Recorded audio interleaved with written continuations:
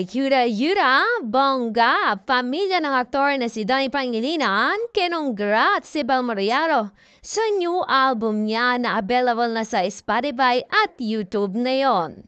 Ayon sa aking source, personal message daw na binati nila ang aktres ay grabe. Pinapasok na talaga nila si Belle sa kanilang pamilya. At isa pa, balita ko'y tumawag din ang kanyang boyfriend na nasa Korea ngayon. Kinongrats niya daw ito.